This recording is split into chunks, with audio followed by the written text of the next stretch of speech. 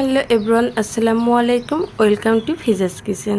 আজকে কাঁচা আলু দিয়ে ভীষণ মজার একটা ডোনাট রেসিপি নিয়ে চলে আসলাম। আশা করছি ভালো লাগবে।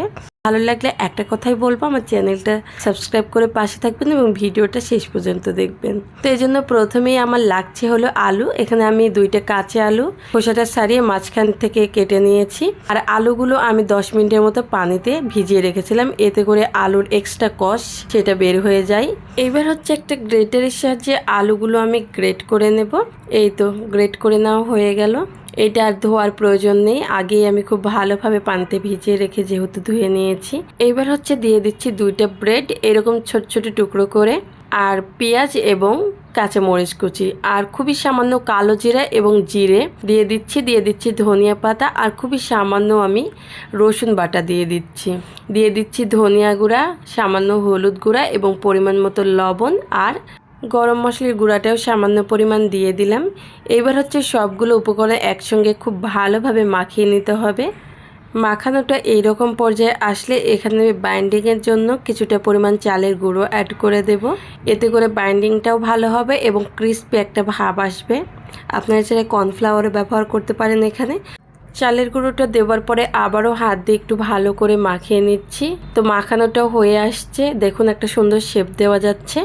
এইবার হচ্ছে হাতটা ধুয়ে পরিষ্কার করে মুছে কিছুটা পরিমাণ তেল 2 হাতে মাখিয়ে নিয়ে আলুটা থেকে কিছুটা পরিমাণ আলু নিয়ে হাতের সাহায্যে এরকম গোল করে মাঝখানে আঙ্গুল দিয়ে একটা ডোনাটের শেপ দিয়ে নিচ্ছি এবং চারিপাশটা হাতের সাহায্যে খুব ভালোভাবে সমান করে নিলেই ব্যাস রেডি আমাদের আলুর ডোনাট।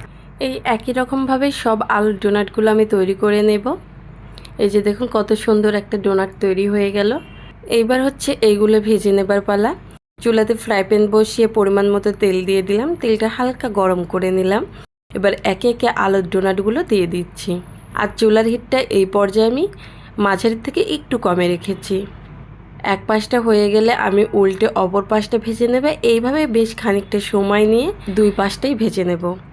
একটু সময় নিয়ে ভাজতে হবে, না হলে ভিতরটা কিন্তু কাঁচা থেকে যাবে, ভিতর থেকে ক্রিস্পি ভাব আসবে না, সেক্ষেত্রে তো খেতেও ভালো লাগবে না। বেশ কিছুক্ষণ সময় ধরে 2 পাশটা ভাজার পরেই দেখুন মাশাআল্লাহ সুন্দর একটা কালার চলে আসছে। এই পর্যায়ে হচ্ছে ডোনাটগুলো আমি গরম তেল থেকে উঠিয়ে নেব। আলহামদুলিল্লাহ খেতে কিন্তু ভীষণ ভালো হয়েছিল, আর অনেক বেশি ক্রিস্পি ভাব আসছিল ডোনাটগুলোর মধ্যে। আমাদের সবাইকেই তো বাড়িতে সবার জন্যই নাস্তা তৈরি করতে হয়, তো একঘেয়েমি নাস্তা তৈরি না করে সেই একই জিনিসগুলো দিয়ে একটু ভিন্ন ধরনের কিছু তৈরি করে দেখানোর চেষ্টা করলাম। যদি ভালো লেগে থাকে তাহলে অবশ্যই কমেন্টে জানাবেন, আর পরিবারের সদস্য হয়ে সাথেই থাকবেন। আসসালামু আলাইকুম everyone, welcome to Fiza's kitchen. একটা ডিম দিয়ে কিভাবে পরিবারের সবার জন্য ডিমের চপ তৈরি করে নিতে পারেন সেই রেসিপিটাই আপনাদের সঙ্গে আজকে শেয়ার করব। এই জন্য হচ্ছে প্রথমে কিছু পেঁয়াজ বেরেস্তা করে নিয়েছি আর শুকনো মরিচ ভেজে নিয়েছি। এবার একে একে গুঁড়া মশলাগুলোর মধ্যে ধনিয়া গুঁড়া, জিরে গুঁড়া এবং গরম মশলার গুঁড়া দিয়ে দিচ্ছি খুবই সামান্য পরিমাণ করে, আর আদা রসুনের পেস্টও সামান্য দিয়ে দিচ্ছি। এবার হচ্ছে শুকনো মরিচগুলো হাত দিয়ে একটু গুঁড়া করে নিচ্ছি। এরপর হচ্ছে এখানে সিদ্ধ করে রাখা আলু দিয়ে দিচ্ছি, আর কিছুটা ধনিয়া পাতা কুচিও অ্যাড করে দিচ্ছি। এবার হচ্ছে সব কিছু একসঙ্গে হাত দিয়ে খুব ভালোভাবে মাখিয়ে নিতে হবে। তো একটু ভালোভাবে মাখানো হয়ে গেলে এর মধ্যে আমি বাকি উপকরণটাও অ্যাড করব। দিয়ে দিচ্ছি খুবই সামান্য চালের গুঁড়ো বাইন্ডিংয়ের জন্য। তো চালের গুঁড়োটা দিয়েও খুব ভালোভাবে মাখিয়ে নেওয়া হয়ে গেলে এইটা এক সাইডে আমি রেখে দিচ্ছি। এবার হচ্ছে একটা ডিম সিদ্ধ করে নিয়েছি, এই ডিমটাই আমি এই যে এইভাবে মাঝখান দিয়ে কেটে নিয়ে তারপরে এই যে এইভাবে কেটে নিচ্ছি।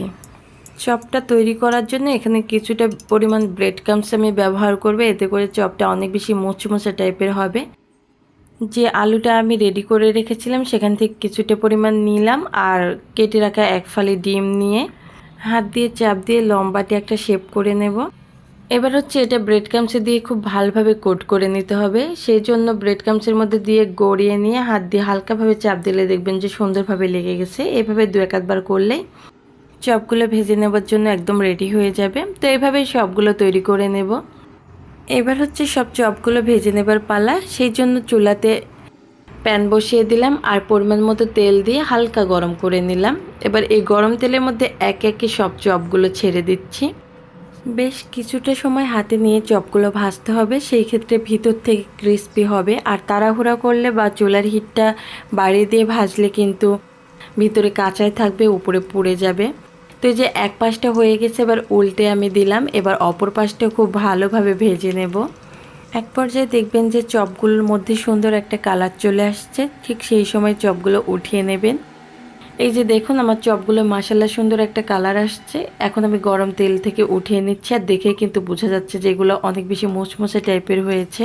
আমাদের কিন্তু নিত্যদিনই পরিবারে কারো না কারোর জন্য নাস্তা তৈরি করতে হয়, আর অনেক সময় ক্ষুধা না, তবে অভ্যাসের জন্য কিন্তু বিকেলে আমাদের কিছু না কিছু নাস্তা লাগেই। আর সব সময় তো অনেক বেশি ডিম, অনেক বেশি জিনিসপত্র বাসায় থাকে না।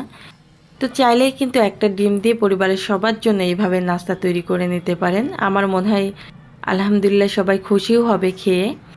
তো আজকের এই মজাদার রেসিপিটা, নাস্তার রেসিপিটা আপনাদের কাছে কেমন লাগলো কমেন্টে জানাবেন। এবং নিত্যদিন মজার মজার রেসিপি পেতে আমার চ্যানেলটা সাবস্ক্রাইব করে সঙ্গেই থাকবেন। আর আমার ফেসবুক পেজ ফিজাস কিচেনেও বিভিন্ন ধরনের রেসিপি আপলোড করা হয়, আপনারা চাইলে সেখান থেকেও ঘুরে আসতে পারেন।